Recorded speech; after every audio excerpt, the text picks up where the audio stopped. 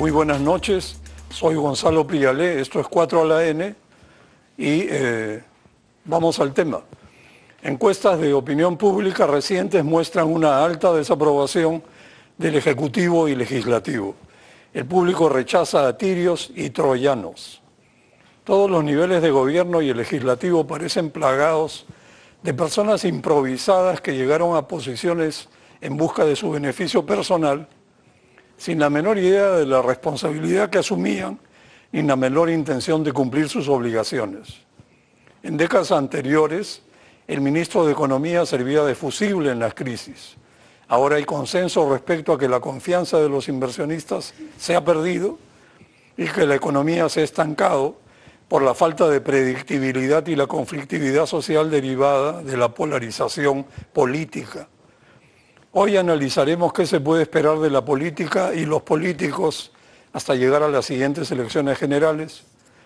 ¿Será posible construir alianzas y reducir la polarización o estamos condenados a repetir la historia de la desastrosa elección de Pedro Castillo que tanto daño le ha producido al país? Esta noche están con nosotros Juan Carlos Tafur, director de Sudaca PE, Jaime de Altaus, presidente de la AMPADIA, y Omar Aguapara, director de la carrera de Ciencias Políticas de la UPC. Muy buenas noches a ustedes tres. Buenas noches. Es muy grato estar con ustedes de nuevo. Bueno, empecemos. Omar, hablemos de la política en el Perú. En los últimos 6 años hemos tenido 7 presidentes, 8 intentos de vacancia presidencial, una disolución del Congreso y un golpe de Estado fallido. ¿Ha sido esto fruto del azar, una especie de el niño político? ¿O qué condujo a la política a este despeñadero? Es una excelente pregunta, ¿no? Creo que estamos en un ciclo, una especie de ciclo vicioso, en el que de alguna manera empezamos a utilizar armas nucleares que estaban siempre ahí presentes en la Constitución, que estaban presentes en nuestra normativa, pero que se han dado como de uso común, ¿no? Especialmente desde el 2016 en adelante. Yo creo que en términos normativos no es que haya cambiado mucho, seguimos gobernados por la misma Constitución, por las mismas reglas de juego, pero ha habido un cambio creo que en la actitud de los actores políticos para creo que empujar de manera más agresiva herramientas que, como digo, están dentro del control político o de lo que contempla la Constitución, ¿no? Y esto se está agravando, como bien señalas, desde el 2016 en adelante. Ciertamente hay varios factores que han ayudado a ello. Creo que no podemos dejar de lado la pandemia, no podemos dejar de lado lo que significó el tsunami Odebrecht y el destape que básicamente aniquiló toda una clase política. Y lo que ha significado también finalmente el caso del triunfo de Pedro Castillo, ¿no? Y todo eso creo que ha confluido en una especie de tormenta perfecta para llevarnos a una situación que de alguna manera está un poquito más estable hoy, pero que no necesariamente eso vislumbra un futuro mejor, ¿no? Creo que todavía estamos en una dinámica bastante negativa, en una dinámica bastante agresiva, que se ha pacificado quizás un poco estos días, pero que todavía, donde todavía se manosea muchísimo el tema de la vacancia, donde todavía se habla mucho bueno, se podría hablar de un potencial cierre de Congreso, de elecciones anticipadas, en general de medidas que deberían estar ahí en caso de emergencia, ¿no? Y que creo que han sido manipuladas de forma abusiva en los últimos años. Jaime, en el 2001, para pasar a la segunda vuelta, Toledo y García sumaron 62% de los votos válidos.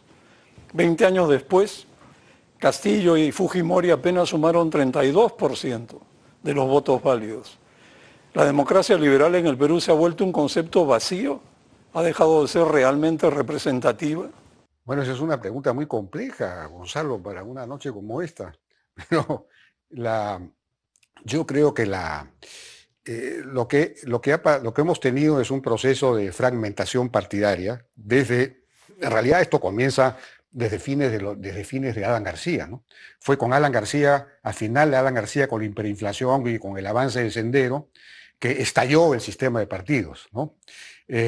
Fujimori mismo fue un outsider producto de esa situación. Y a partir de ahí, el sistema de partidos pudo haberse recompuesto a partir del 2000, pero lamentablemente eso no ocurrió, sino el proceso siguió, ¿no? Y entonces Teníamos, sin embargo, en esa época, pues algunos líderes fuertes, ¿no? que digamos, atraían votos. Eso se ha ido diluyendo y ha sido reemplazado por una polarización muy fuerte entre fujimorismo y antifujimorismo, ¿no? Entonces, eso ha determinado que, por ejemplo, a partir del año 2016 se produzca un poco lo que, respondiendo más bien a tu primera pregunta, se acentúen todos los conflictos políticos, ¿no? Y se pongan en marcha se detonen, digamos, estas bombas nucleares, como se ha dicho.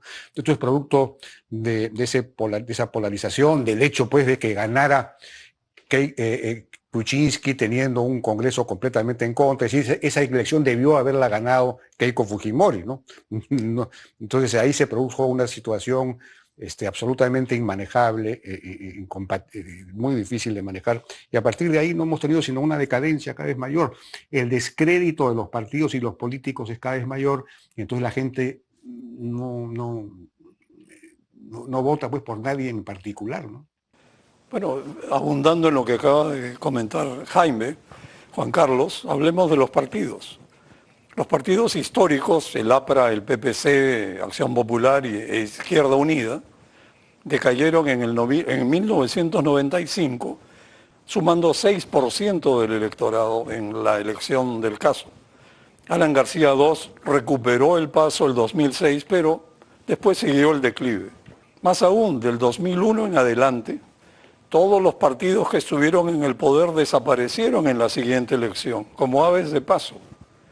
¿Cómo se explica esto? ¿Era de esperarse? Bueno, en general, Acción Popular es un contraejemplo también porque resucita después de décadas y aparece en elecciones nacionales y municipales con una dinámica inesperada, digamos, en un partido tradicional, pero por lo que se ve ahora, era también un fenómeno absolutamente pasajero y circunstancial. En general, yo creo que la estructura tradicional de los partidos en el Perú, bajo esta configuración vertical, jerarquizada, piramidal, etcétera, no va a volver nunca más, ni en el Perú ni en muchas partes del mundo, que los partidos tradicionales están desapareciendo y constituyéndose más bien franquicias o movimientos independientes, como se llamaban antes, y que hoy son el tema común, digamos, el denominador común. Yo creo que no vamos a regresar, ni aún si se estableciesen reformas políticas estrictas o más rígidas como las que propuso la Comisión de Reforma Política, al sistema de partidos antiguo, al anterior, al que teníamos antes, al de 3 partidos grandes, consolidados, 3 tercios ideológicamente definidos. Yo creo que eso nunca más va a regresar al Perú, o por lo menos en una buena cantidad de años. Entonces, yo creo que debemos resignarnos a esa situación, que el modelo Acuña sea el predominante, el propio fujimorismo invoca ese modelo para participar, y no la de un partido organizado y estructurado, y en consecuencia yo creo que por ahí no va a venir la salida de la crisis política. Yo creo que en general, volviendo a la pregunta inicial que hiciste, yo me voy a razones más estructurales. Yo creo que la debacle política que hoy vivimos es culpa de los gobernantes de la transición democrática, que no hicieron las reformas que correspondía hacer luego de las reformas estructurales de los 90, y se produjo una disonancia entre la dinámica capitalista que el Perú tenía y la dinámica institucional que el Perú no tenía. ¿Te refieres al gobierno de Paniagua? Tarde o temprano iba a estallar, pero en eso fueron corresponsables todos, salvo García, digamos, que hizo reformas económicas importantes y impulsó una dinámica capitalista. Después, Toledo hizo la reforma de la descentralización, la eliminación de la 2530, García empezó la reforma magisterial, continuó Humala, y paremos de contar, 4 reformas en 25 años. En los 90 salían 4 reformas al día en el peruano. Entonces yo creo que eso genera consecuencias políticas y las estamos viendo ahora. Bueno, Jaime, en suma, tras casi 3 décadas de inicio del declive de los partidos tradicionales, no ha aparecido ningún partido político nacional nuevo.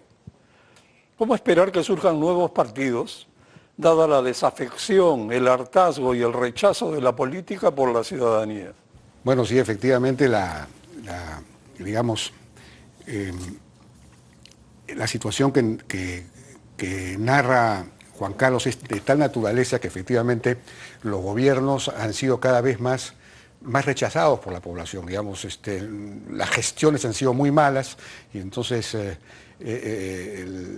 la afección por la democracia, por los líderes políticos se ha ido reduciendo y entonces es muy difícil pues que aparezca un nuevo partido que genere un gran entusiasmo. La gente ya no cree en la política, no cree en los partidos políticos y entonces yo no veo cómo esto se va a reconstituir. La única manera, a mi juicio, es con, mejor dicho, no de reconstituir, pero necesitamos primero que no tener pues 30 o 40 partidos en la elección del 2026, ¿no? Porque eso es una locura desde el punto de vista del elector, ¿no? El elector, ¿cómo va a escoger pues entre 40 ofertas? Es una locura absoluta, es una burla a la democracia. Entonces es necesario reducir el número de participantes. Ese era uno de los objetos de las PASO, por ejemplo, ¿no? Pero la reforma que se está planteando ahora, que reemplaza las PASO, también, en fin, plantea algo similar. Pero ese es un asunto. Lo otro es cómo hacer para que los mejores ciudadanos regresen a la política, regresen a los partidos, aunque los partidos no sean grandes partidos ideológicos que ya no van a regresar, como dice Juan Carlos, de todos modos, tú necesitas que los mejores ciudadanos, los más calificados, digamos, se sientan atraídos por participar en la política, por ingresar a partidos políticos. Y para eso se requiere una serie de reformas que este Congreso tendría que dar, porque si no, la política va a quedar cada vez más en manos de la mafia, ¿no? Que eso es lo que está pasando. Claro, vamos a volver en detalle sobre lo que acaba de explicar muy bien Jaime, pero para, digamos, resumir un poco, yo diría, los partidos políticos peruanos se han convertido mayoritariamente en asociaciones civiles con fines de lucro. En época electoral subastan candidaturas. No tienen militantes porque no tienen un programa que los ligue y los vincule. Y no tienen ni siquiera un proyecto político. Pero ahora, Omar, hablemos de los políticos. Recuerdo que hace muchos años se hablaba con desdén de los políticos profesionales, como entre comillas. Personas que dedicaban su vida a servir el país desde sus partidos a tiempo casi completo, en el gobierno o en la oposición. ¿Por qué se extinguieron, Omar? ¿La modernidad no tiene sitio para personajes como estos? Creo que en parte sí, ¿no? Hay cierto desprestigio global, diría yo, de la actividad política. Creo que va un poco en... Es una tendencia que hemos visto en distintas partes del mundo, donde más bien hay una emergencia de líderes populistas y outsiders que van contra eso, ¿no? El último caso es Milei en Argentina, por ejemplo, ¿no? Peleando contra la casta, contra el establishment. Y le es redituable, le funciona un poco porque ataca contra esa sensación de, como decía Jaime, de gente que ha estado en el poder, que ha tenido acceso al poder y más bien no ha producido nada, ¿no? Han sido profesionales, yo creo que gran parte del siglo XX hemos tenido muchos políticos profesionales en el Perú y en el mundo y durante mucho tiempo tuvieron relativo éxito, ¿no? Pero en los últimos años el gran problema también ha sido, creo, la ineficacia o la inoperancia de esa clase política y lo que ha sido más constante también en los últimos años y más fácil será resultado de los medios de comunicación, de la democratización de la información, de las redes sociales, que es mucho más fácil destapar, ¿no? y sacar escándalos de corrupción de manera frecuente. Y creo que eso ha hecho que la profesión de la política esté hoy día venida menos, ¿no? Que nadie vea o aspire a seguir ese camino. En el pasado, bien mencionabas, habían escuelas, habían partidos que se dedicaban que eran el centro de la vida de las personas, ¿no? Creo que en un programa pasado he comentado el caso de la Casa del Pueblo, del APRE en Alfonso Ugarte, que funcionaba no solo como un local partidario, ¿no? Era un local de actividad social, de integración, de donde te podías cortar el pelo o comer un menú y discutir ideas, obviamente, ¿no? Confluías ahí por algún motivo. Y eso un poco, bueno, se ha venido, ha desaparecido un poco del mapa, ¿no? Creo que ha sido sustituido por otro tipo de espacios o de lugares o de actividades y creo que eso también ha perjudicado mucho, ¿no? Y por ahí apuntaría a lo que dice Juan Carlos, es difícil pensar que vayamos a poder volver a un escenario como ese, de grandes partidos, muy basados en un programa ideológico duro, ¿no? Claramente de derecha, claramente de izquierda, claramente de centro, defendiendo una postura. Hoy más bien hay mucho más bien pragmatismo, muy de nuevo en lo que mencionaste al inicio de asociaciones civiles sin fines de lucro, ¿no? Que compiten en elecciones más como si fuese una empresa. Con fines de lucro, perdón. Con fines. Más como empresas, ¿no? Como empresas o con esa lógica que con la lógica de servir o de llevar a cabo un programa, ¿no? Es decir, bueno, ¿por qué compites? La definición mínima de un partido político normalmente es un grupo de personas que quiere llegar al poder para aplicar ciertas ideas o programas. O ideales, ¿no? O ideales, ¿no? Eso, yo no sé cuál será el ideal de Somos Perú o de Acción Popular Hoy o de tantos de los muchos partidos que hoy están hoy en el poder o cercanos al poder. Claro, Juan Carlos, realmente la política actual pues no atrae talentos, ¿no? Más bien atrae individuos con antecedentes y sin valores, interesados en obtener beneficios personales lo más rápido posible. ¿Será posible minimizar este amateurismo irresponsable y saqueador que impera ahora? Yo creo que la única manera es a través de una reforma política que vaya a contrapelo, como un forceps en contra de las tendencias naturales a las que la sociedad nos conduce. Y hay algunas razones que creo que explican este escenario político. Uno, primero, la desafección de la juventud universitaria de la política.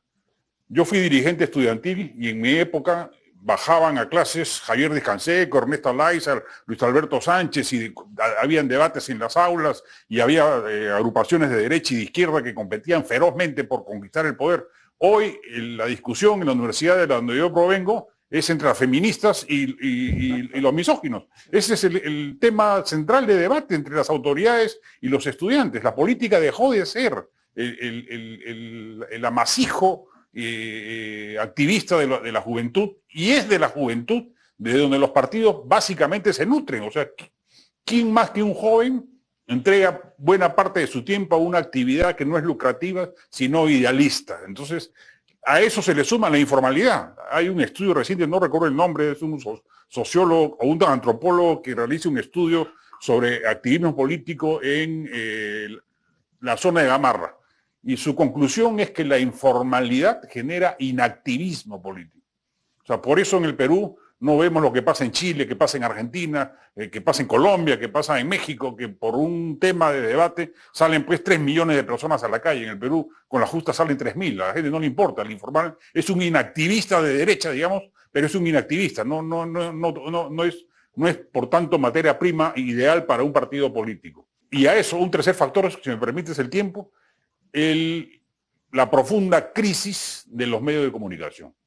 Yo creo que antes un periódico vendía 180.000 ejemplares, y ese periódico, sin decir su nombre para no resentir a nadie, vende 10.000 o 12.000. Antes un programa de televisión dominical hacía 40 puntos de rating, un programa político, hoy día hace 8 puntos y les dan feriado y invitan un almuerzo el día lunes para celebrar esa conquista. O sea, los medios de comunicación han perdido ese poder de influencia que antes generaba un espacio, un escenario político que reemplazaba la plaza pública. Hoy ha desaparecido por completo del panorama vigente. Entonces yo creo que esas 3 razones explican también por qué estamos pasando por la crisis que estamos pasando.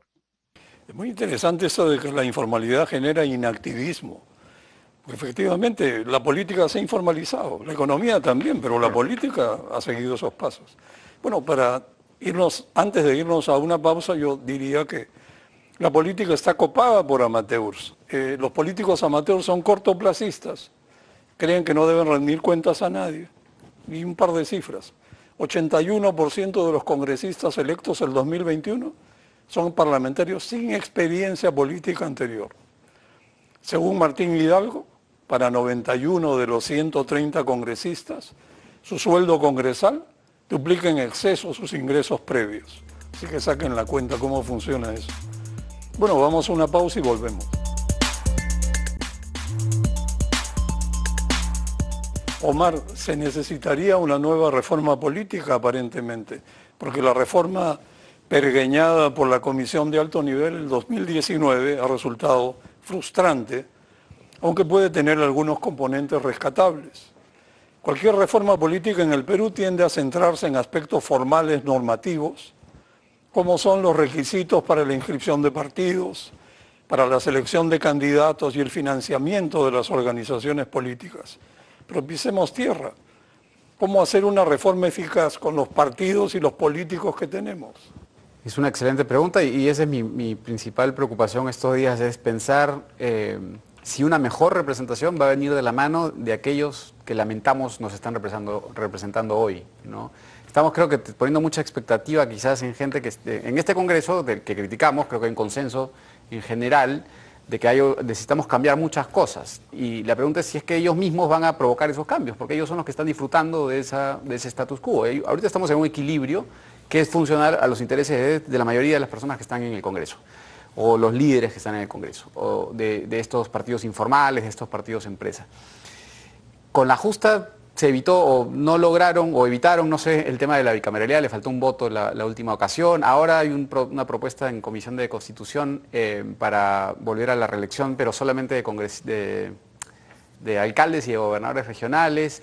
Se está pareciendo, al parecer hay intención de caminar hacia una reforma del sistema, pero por pedazos o de forma un poco interrumpida. Yo sí coincido, creo que en general hay objetivos que deberíamos buscar, creo que la bicameralidad, la reelección, el método de elección de los congresistas, hay muchas cosas que podríamos pensar que pueden mejorar el sistema, pero es volver un poco al anterior, es eso para ser hecho para qué, o para quién, mejor dicho, ¿no?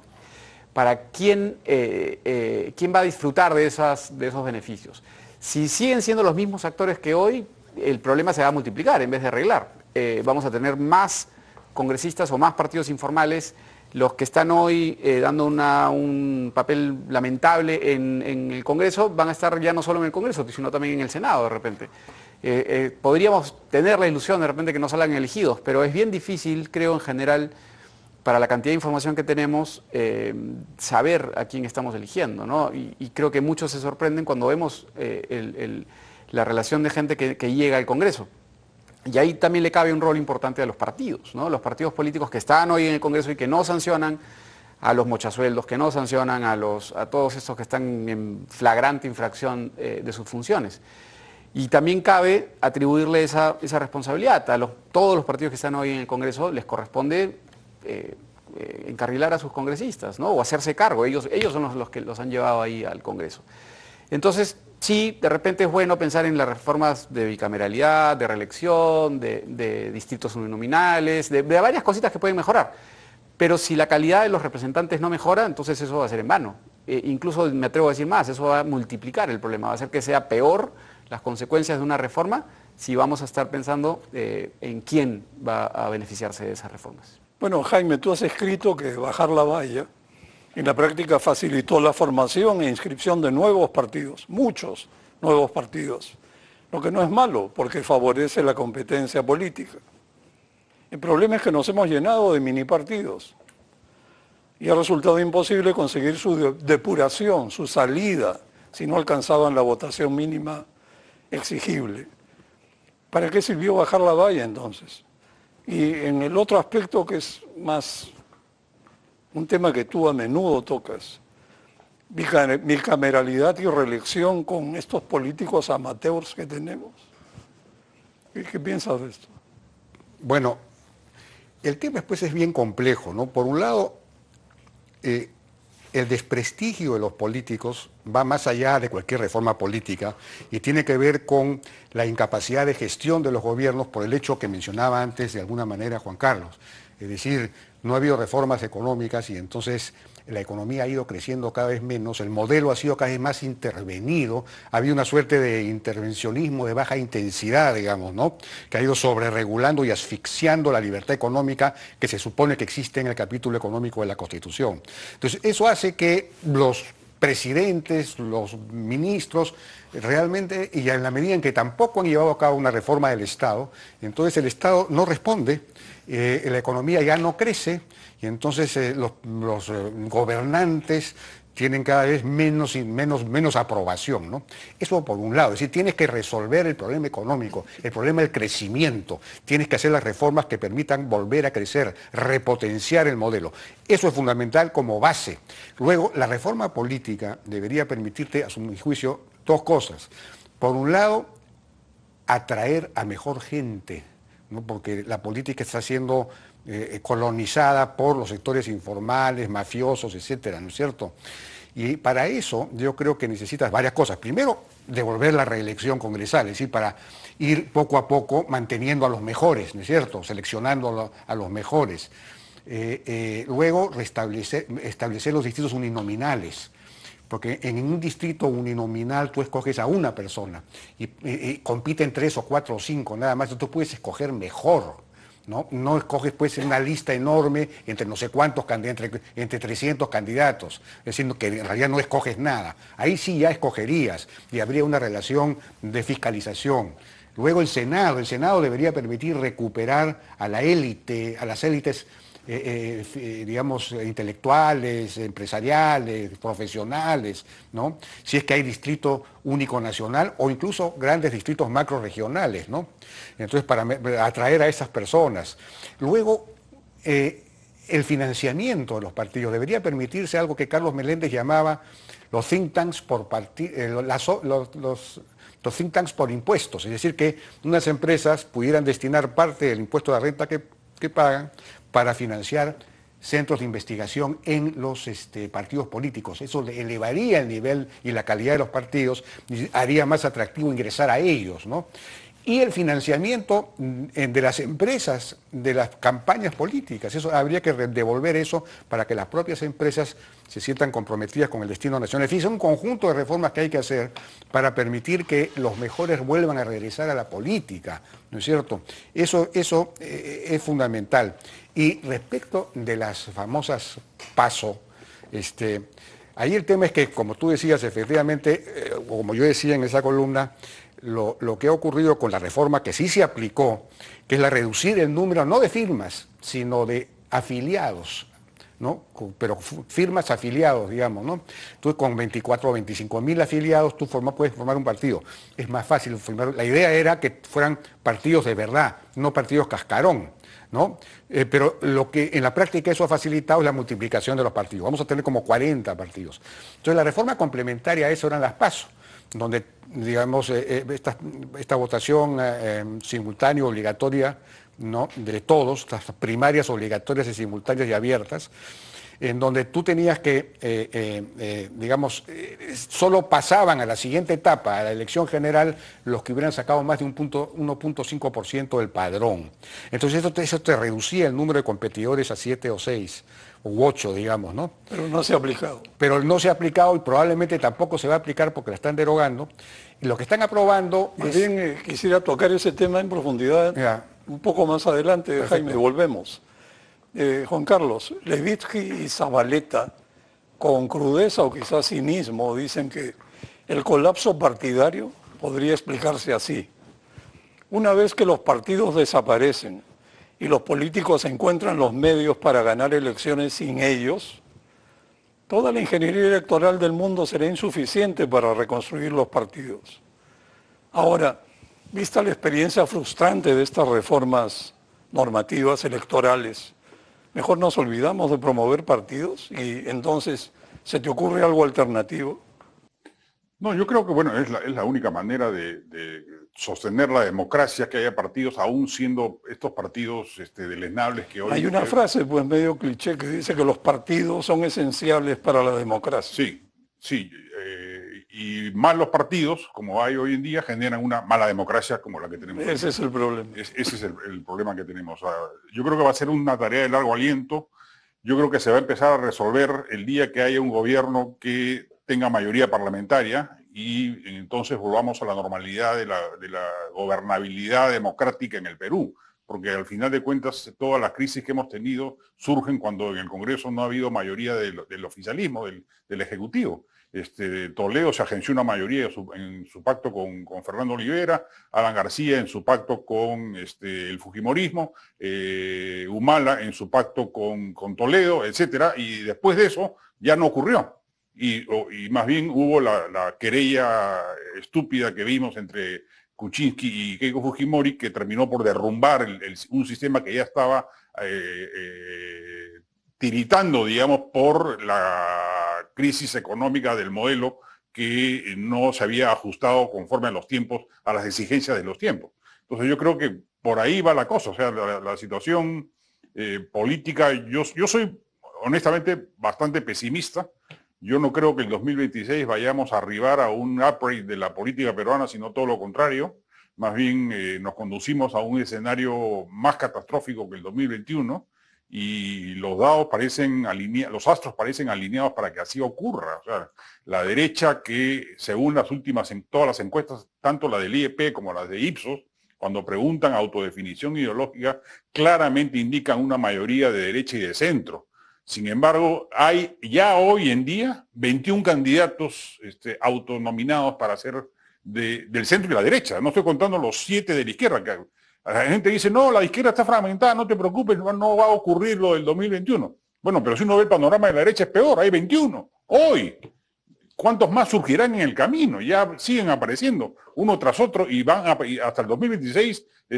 Por eso yo en una columna reciente decía cínicamente, hay dos formas, o hacemos las PASO o adelantamos elecciones y no les damos tiempo para que se inscriban. Entonces reducimos la oferta electoral de tal manera que haya posibilidad de que se dé ese escenario virtuoso que antes siempre los estigmas políticos en el Perú son terribles.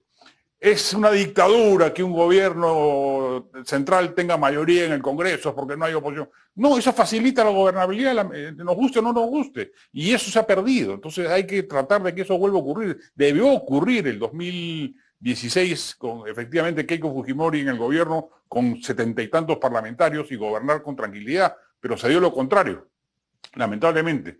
Ojalá ocurra algo así, pero es casi improbable de acuerdo a las tendencias que se vienen dando en el 2026, ¿no? Claro, se ha perdido una buena costumbre, ¿no? Omar, desde principios de los 2000, la legislación nacional ha buscado promover el renacimiento de los partidos nacionales desde el ámbito nacional hacia los niveles subnacionales. Pero no ha dado resultado, no se ha podido.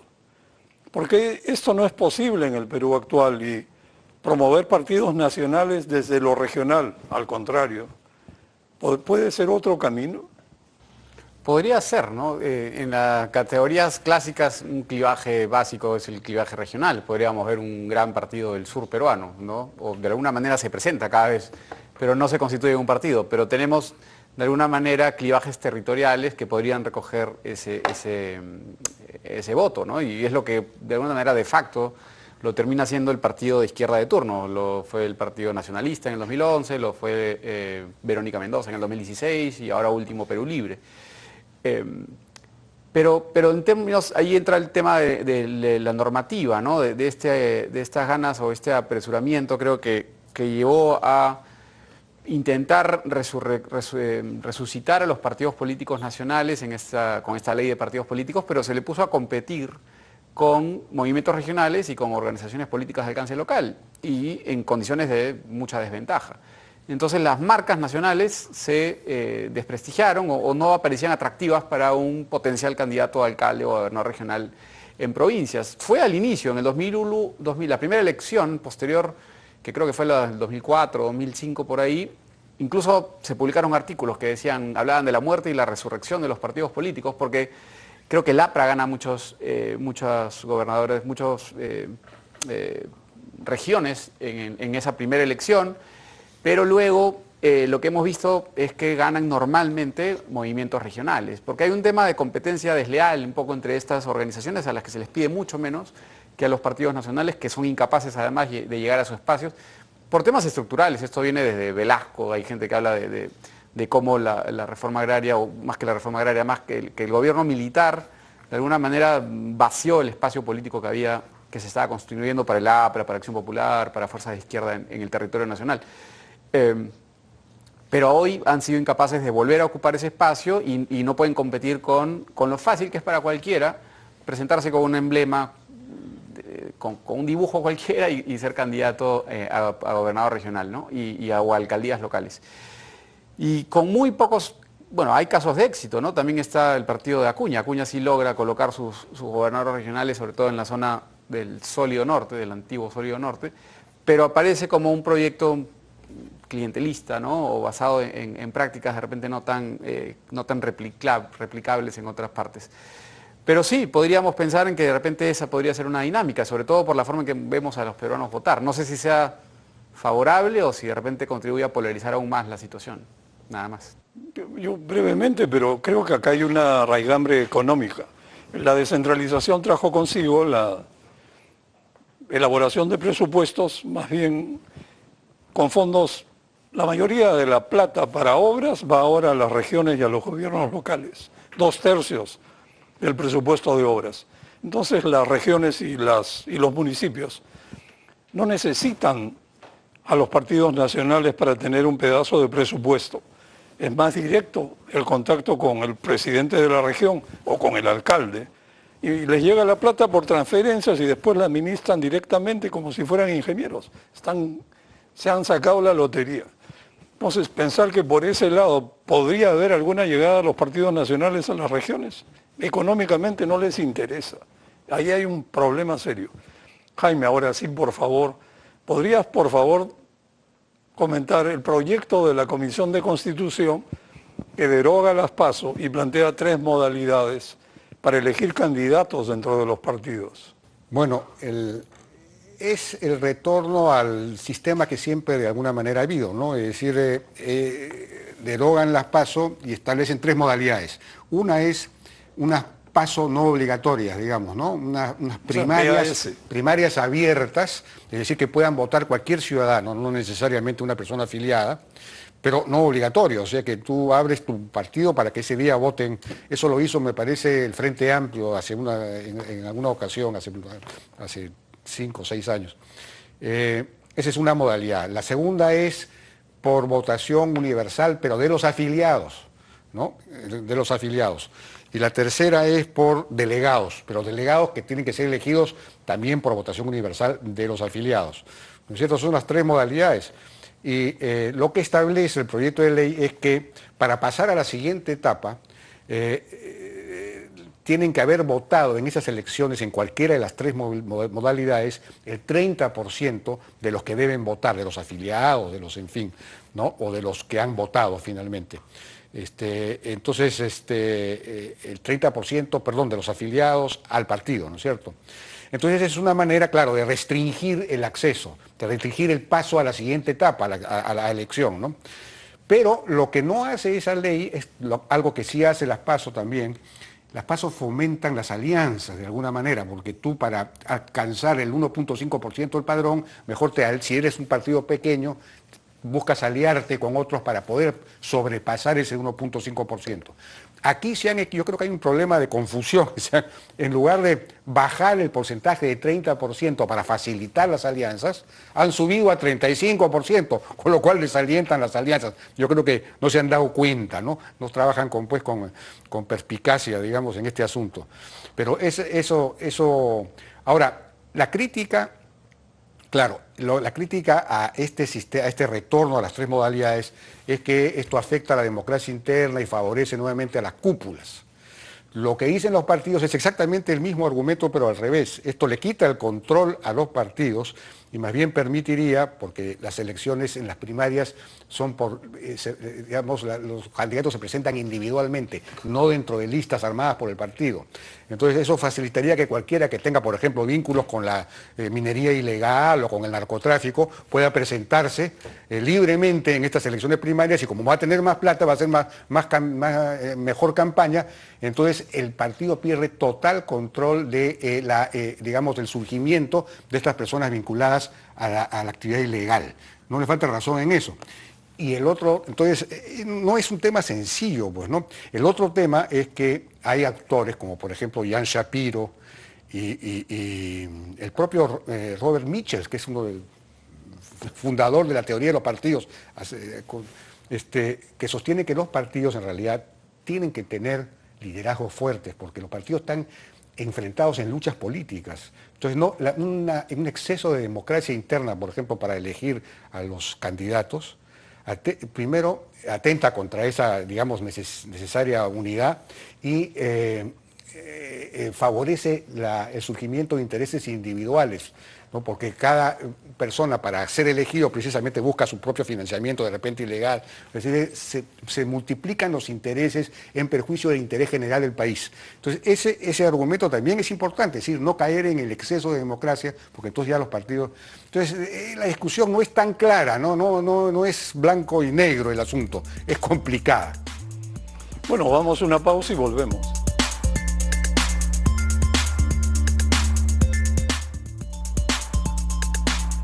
Juan Carlos, ¿qué piensas respecto al proyecto que Jaime acaba de detallar en relación al proyecto de la Comisión de Constitución que deroga las PASO? Tú has comentado que partidos como Fuerza Popular o APP se quieren tirar abajo las primarias una vez más. Sí, yo en general creo que yo sí coincido en parte con los autores que ha mencionado Jaime. Yo creo que un exceso de democracia interna efectivamente debilita la institucionalidad partidaria. Entonces ya son clubes, terminan siendo, se ahonda la crisis más que resolverse.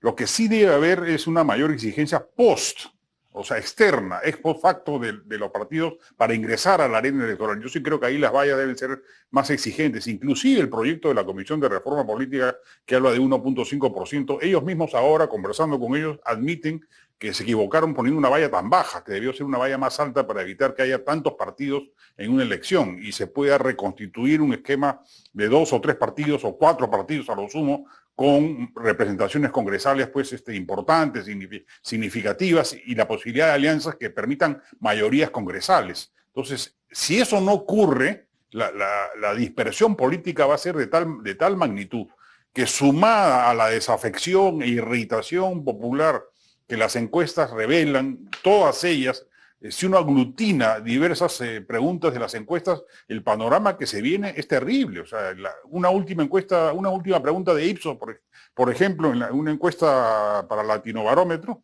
señala que el 90% de los peruanos, es el país de Latinoamérica con un porcentaje más alto, considera que se gobierna en beneficio de unos pequeños grupos empresariales. Así está definido el gobierno que hoy tenemos, el 90% de los peruanos. Entonces, ¿cómo vamos a esperar que ese votante termine optando por una opción que proponga la continuidad o profundización del modelo económico? O sea, no lo va a hacer. Va a votar por un candidato disruptivo, anti-establishment, antisistema. El sur andino representa más o menos el 16 o el 19% del electorado nacional. Arequipa, Ayacucho, Apurímac, Huancavelica, Cusco, Tacna, Moquegua, Madre de Dios y Puno. Y van a votar en la primera vuelta del 2026 como votaron en la segunda vuelta del 2021, ¿va? En 80%, 85% a favor de un candidato disruptivo radical, que ojalá pueda ser alguien de derecha, no aparece en el horizonte. El que asomaba, que es Rafael López Alea, se ha chicharrado en la alcaldía de Lima con una gestión pésima y en consecuencia no quedan ya casi opciones. Entonces, las élites empresariales están confiados en la esperanza blanca, como se decía en términos pugilísticos, que es Carlos Añaños, y Carlos Añaños, la verdad, que honestamente no tiene ninguna posibilidad ni remota de representar una opción electoral capaz de competir con un Antauro Humala, con un Guido Bellido en una jornada electoral. Entonces, podría darse el escenario indeseado de que si sumamos al sur andino el resto del mundo andino peruano, más bolsones electorales en la costa norte y la selva, de tener una segunda vuelta entre 2 candidatos de izquierda. Entonces, Guido Bellido, Antauro Humala, la segunda vuelta del 2026. Bueno, en este escenario cuasi apocalíptico, vamos a volver sobre eso, pero antes quería comentar con Jaime.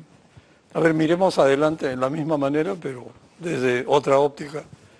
Jaime, tú has escrito que si la centro derecha no quiere llegar al 2026 asociada a un gobierno de baja aprobación, debe zafarse del reflejo populista con el que han aprobado leyes que socavan los pilares del modelo económico. Y mencionas una serie de leyes completamente populistas que han sido aprobadas con más de 100 votos de los congresistas.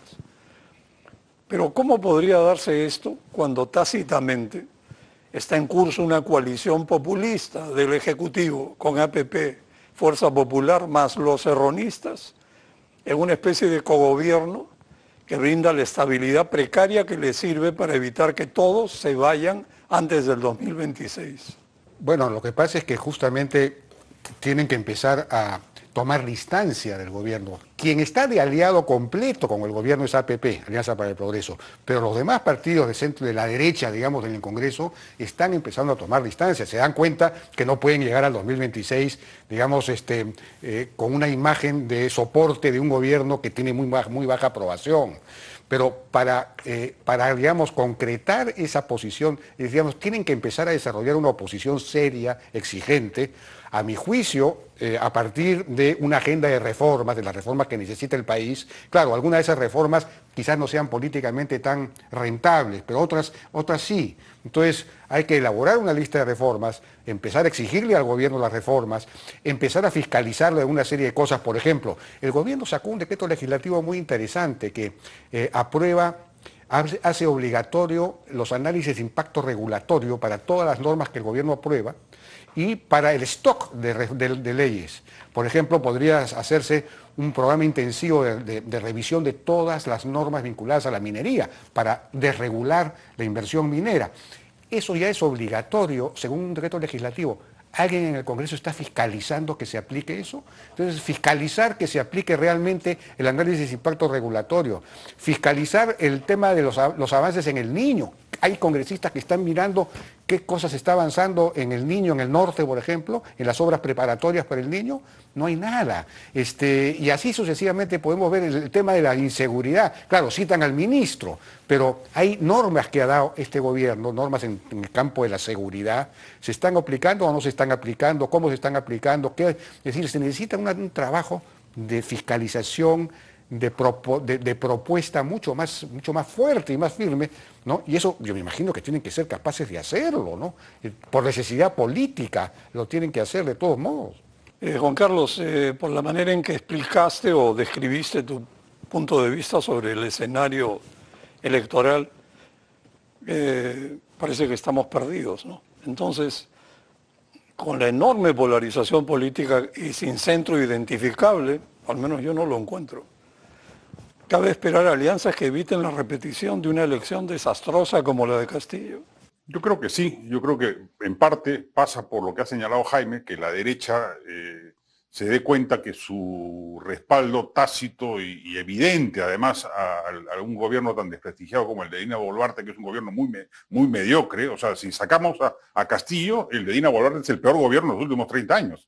Y a ese gobierno lo respalda la derecha congresal y la derecha empresarial. Hemos visto la encuesta de los CEOs que publicó Semana Económica, donde estaban felices con el gobierno de Dina Boluarte. Entonces, si eso ocurre, y no solamente en la derecha congresal, sino en la derecha política no congresal, en los nuevos partidos. Yo no escucho a Rafael Belaúnde, por ejemplo, que es el candidato de la derecha, aunque él ahora creo que también se considera de centro, ya inscrito, marcarle la pauta al gobierno en temas como el de seguridad ciudadana, por ejemplo, que según todas las encuestas es el principal problema nacional. Y ese es un tema feliz para la derecha. O sea, el combate a la seguridad ciudadana es un activo de la derecha. La gente identifica a la derecha con mano dura o posibilidad de controlar el tema de la inseguridad ciudadana, no a la izquierda, a la que más bien asocian al caos y al desorden. Entonces, sin embargo, eso no lo aprovechan. Entonces, los políticos de la derecha peruana creen que porque vienen a Canal N, salen en Willax, salen en RPP, ya están haciendo política y no recorren el Perú. Mientras que la izquierda sí lo hace, y lo hace siguiendo los parámetros que hizo Pedro Castillo, con micropolítica, con micro escenarios de decisión en todas las regiones del Perú, logrando los resultados que a muchos nos sorprendieron, pero que respondían a una estrategia política microfocalizada. Eso la derecha no lo está haciendo.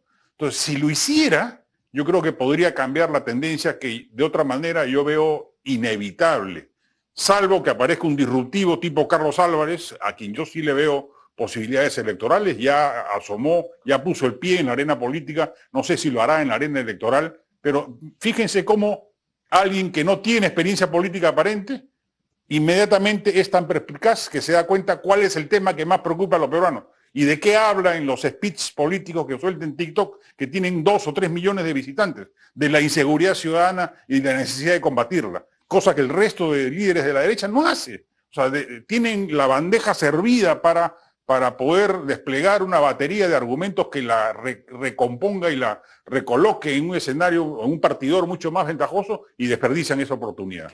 O sea, un outsider tendría posibilidades. Y para que el público quizá no lo sepa, pero el presidente de Ucrania es el Carlos Álvarez de Ucrania. Claro. Así que tampoco hay que tomarlo en broma. Omar, ¿tú eres optimista o pesimista en relación con la capacidad de los partidos de hacer alianzas electorales antes de la primera vuelta? Bueno, si vemos la historia reciente, pesimista, ¿no? Creo que el escenario más reciente, en el 2021, se presentaron casi con la misma plataforma tres candidatos, por lo menos de la derecha, ¿no? Hernando de Soto, López Aliaga y Keiko Fujimori no mostraban grandes diferencias entre ellos, y creo que eso facilitó la concentración del voto en un micro candidato como fue Pedro Castillo. Hacía estos micro mítines, hacía esta chamba, pero tampoco sobreestimemos, porque al final, bueno, creo que sacó 16-17%, ¿no? Y creo que no es tan difícil para la derecha, porque todas las encuestas lo indican, y cuál es la urgencia en términos de demandas, conquistar con suma facilidad un 20, un 25% que lo pone en primera vuelta, por lo menos ya en segunda vuelta, ¿no? A un partido de derecha. Pero como bien dice Juan Carlos, creo que no hay ni la actividad política y no hay tampoco la intención de pensar en un frente común. Creo que hay muchas personas que están pensando en que para la siguiente elección el riesgo es bastante alto porque el voto va a estar muy inclinado, creo, hacia la izquierda, con esta lógica que tenemos en el vecindario de siempre votar en contra, ¿no? Y si la ciudadanía está asociando a este gobierno como un gobierno de derecha, más allá de todos los intentos que se quieran hacer por decir que no, que llegó con Pedro Castillo, que es de Perú Libre, que no importa, la gente piensa que este gobierno es de derecha, y lo que va a pasar es que ante el fracaso de este gobierno la gente va a decir, bueno, votamos por lo contrario, y lo contrario va a ser alguien de izquierda, y se abren las puertas para un escenario tipo Antauro Bellido, que espero que sea solamente hipotético. Jaime, en un minuto podrías hacer un balance de lo conversado.